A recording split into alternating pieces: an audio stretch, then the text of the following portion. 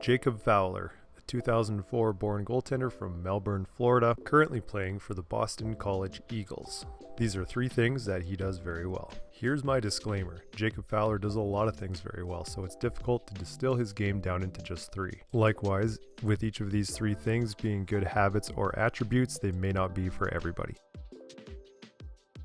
Fowler is a moderately big goaltender at 6'2", and even at that, he spends most of his time in the blue paint. He's not afraid to get out to the white paint when set for a shot, especially in a high danger area, but he spends most of his game in the blue paint, especially with his movement.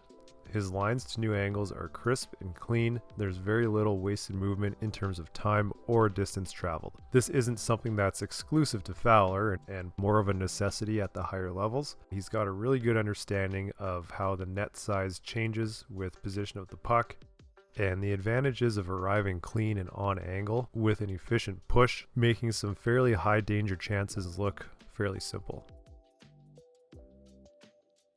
For the sake of the second thing, I'm just going to say his puck handling poise is extremely high. He is very good and not afraid to use his body as a screen and protect the puck from a forechecker. Probably knowing that a forechecker isn't actually going to check him, but he just needs to keep it out of their reach and long enough for them to curl. He recognizes the angles that a forechecker will have on the puck as well, and does a really good job of using the net as a bit of a screen for them to go around and to protect the puck below the goal line. Likewise, he'll see the angle that his defenseman has to pick up the puck as well as the forechecker that's on them and position it so that his defenseman can make the optimal play. In this case, he positions it so his D1 can quickly reverse it to D2 and then break the puck out.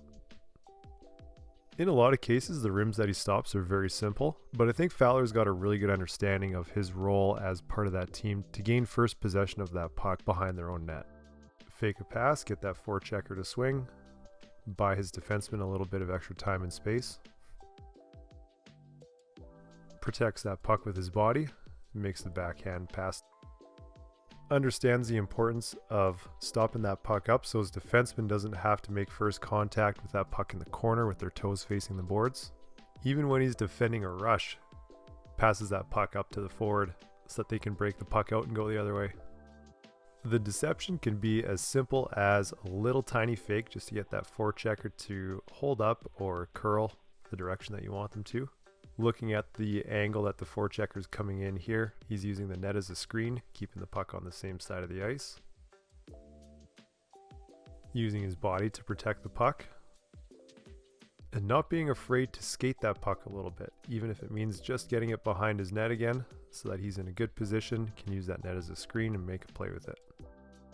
He'll do this once in a while too, where he uses himself as a bit of a screen after he's set that puck, just to disrupt that forechecker a little bit, if nothing else make them take a bit of a longer path to their check. The biggest thing with Fowler's play that I noticed is he fully utilizes his high stance until he needs to be down lower and set for a shot. His transition down from his high stance is very smooth and very clean. This has been a bit of a learning curve for me as well to understand this and to study this. And it's not going to be a tactic that is for everybody, but he's able to put himself high in a good position, that he's got good sight lines of that puck while keeping his posture in a good spot and not tilting his head back to try and gain any extra height. Keeping his feet somewhat compact and not riding his inside edges whatsoever, staying more on his flats, staying highly mobile, yet able to really execute a clean butterfly very quickly. This attribute can be especially helpful on the penalty kill when watching the puck move around the perimeter, but there is of course a time and a place to get low and wide as well, especially during a net front battle. Staying a little bit higher and more compact means you can make those little adjustments. In this case, the shot comes from the flank with a high tip. He's able to hang on to his glove side edge just a hair longer and stop his push and give himself a chance to make that save. To do this as well as Fowler, you have to track that puck in very well, especially for the low shots, to track it down and track it out and get yourself in a good position for any follow-up chances.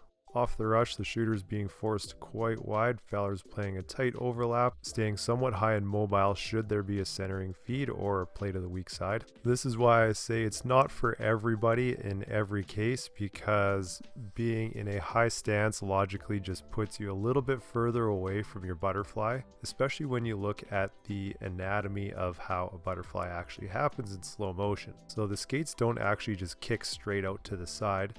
There's actually a little bit of a backwards C-cut in the cases of the goalies that I've filmed anyways. And there's a combination of that inside edge releasing with a slight backwards C-cut, with the toe of the blade being the last part to disengage. That's just the anatomy of how our hips and our knees and our ankles and everything are wired together. And the reason why our edges don't shoot straight out to the side is there is a little bit of an angle backwards during the release. Being in a high stance, especially with a hollow that may be a little bit too deep, the goalie will be fighting this for a little bit longer, making those edges a little bit more cumbersome to disengage and hit that butterfly from the high stance.